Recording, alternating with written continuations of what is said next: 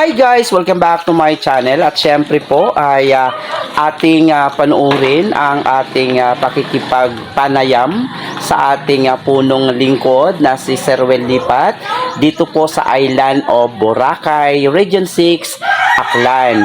Narito po ang aking interview sa kanya. Please watch this. Uy! Nagkamis naman no? Ano? Ulitin natin ang mga pananalita. Sabi ko ikaw ba yan, sir? Hello, Ayan, sir. do.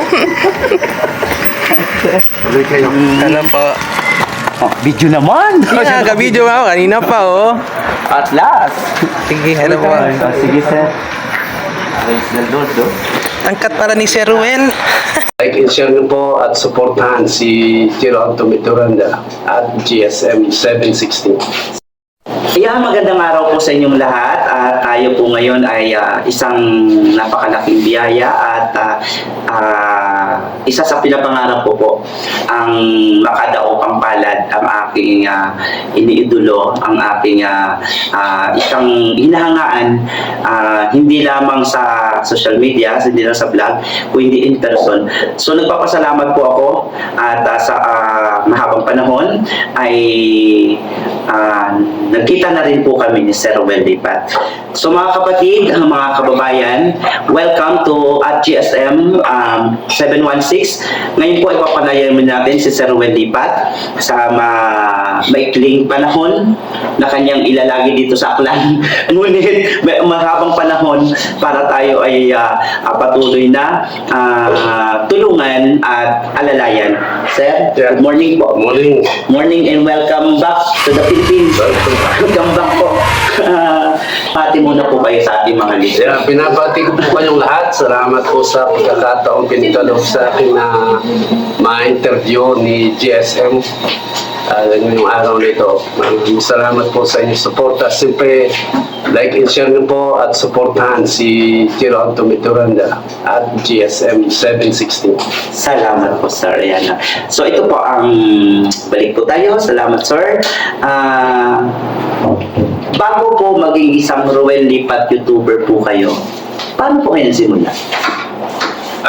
Dati pa vlog-vlog lang, tumatakbo. Nakita ko si Senator Rapi Tulfo na tumutulong sa kapwa nating mga kababayan ng mga nangangailangan at na-inspire ako na gawin din. That was way back, sir? Yeah. Way back 5 years ago. 5 years ago. Yeah. Diba? So, ibig sabihin, nung nakilala ko po kayo, bago-bago pa lang po yun? Bago pa lang yun. Bago pa lang po yun. Oo. So, tawag dito ay, paano ko po nakilala sa Sir Wel Lipat? So, as of now, as a vlogger, so, bali, 5 years, mga 7 na kayo? Yeah. Nagsimula kami ni Raymond Agos na alam ko yung na-scout ka niya dahil yung sa anak mo na may kailangan ng eye surgery, naglilikong ka ng pondo, sinabi sa akin ni Raymond Agos na may sikat na. Actually, sir, ang nakaano po sa akin, hindi si Raymond. Sino? Si Sir Dong Tigidong. Dong Tigito. Oo. Kasi po that time po, ito dito, ako'y isang, kasi pandemic Oo nga. So ako'y lagi, mabuti, malaking tulong ang pagbablog sa isang pandemic time kasi wala kang kausap sa bahay, ikaw lang mag-isa. So kung tawag dito sa pamamagitan ng pagbablog, dumating na rin yung ano yun. Tapos may nagsabi sa akin na sa isang ibang charity vlogger o vlogger na lagi nagla-live. Nung sabi niya, kausapin mo si Sir Dong. Okay. Yun, sabi niya, kausapin mo si Sir Dong. Pagkatapos nung makausap ko si Sir Dong, sabi niya, kausapin mo si Raymond. Yeah. Si Raymond Agos. Yeah. Si Sir Raymond Agos, kasi siya yung inyong, parang siya yung katiwala nyo dati, kanang Siya kamay. dati ang admin ko. Okay, yun. Na ngayon nga, ay May sarili na. May sarili na kaya ngayon si Percy. Una ay si Raymond, tapos si April Slab, bago si Percy. Ah, okay. So, yan po. So, doon nagsimula. Yeah. Kaya pasalamat po tayo kay Sir Dong dahil kung hindi sa kanya, Walang dong-dong-dong.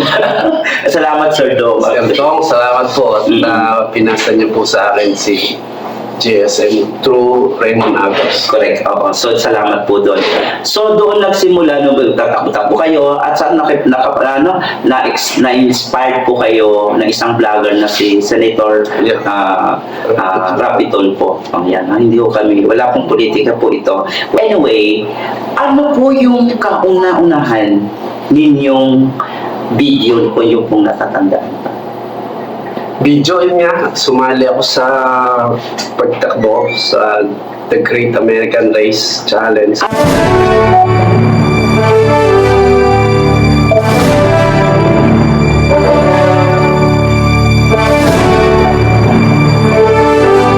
Tumatakbo ko, siyempre binablog ko.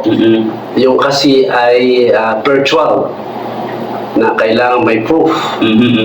Yung Na yun yung pinagawa nyo sa amin. yeah. Kasi challenge na yun, takbo ka ng California hanggang North Carolina, virtual. It's 2,586 miles for 1 year.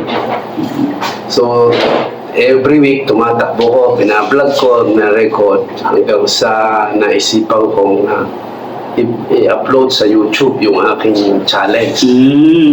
Na merong nakakapanood, sina Raymond Agos, si Percy, si Catherine Opisa. Ako rin, nanonood lang po na that time, kaya nga, ano din, natapon na yun eh. Dong Tigidong, hanggang sa nakilala ko na yung Kalingap, hanggang sa ito na, naging Team Rowan Lipa. Ayun. So, sa inyong paano, ang inyong way lang muna ay para mag-vlog at tumakbo, ganon. Yeah. Doon, kailan naman nagsimula yung tinatawag nyo, sir, na charity? Bakit pumasok doon sa charity? Habang tumatakbo ko ng Great American Race Challenge, may nagko-comment sa akin sa upload video ko. Dahil niya sina Raymond Agos, yung sila ay team malasakit pa. Team malasakit, o. Kailangan nilang mga sponsor para makatulong. So ako naman, willing naman tumulong. So kinukontak ko sila, paano ako makakatulong? Anong dapat kong gawin? So nagme-message sa sir, kailangan po nila ng pambiling gamot o pambiling bigas. Yun, nagpapadala ko ng pundo kay... Hindi po kayo nag-isip ba bakit kailangan?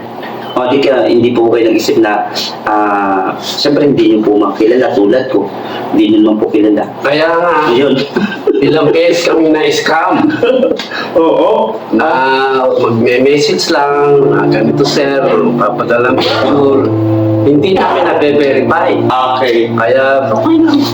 Wala sa amin yun, tulong eh. So how dito daw? Paano mo nalaman? Sabi ni Raymond sir, na-scam po kayo. Hindi po yan talagang legit. Ayun. Ilang beses na nangyari sa amin. Kaya sabi ko, buhat ngayon, kailangan humingi na tayo ng video na tunay na legit. Kaya doon din nagsimula na tawag dito eh. Paakyatin mo siya. Yeah. Ini-interview nyo eh. Naalala ko yung in-interview.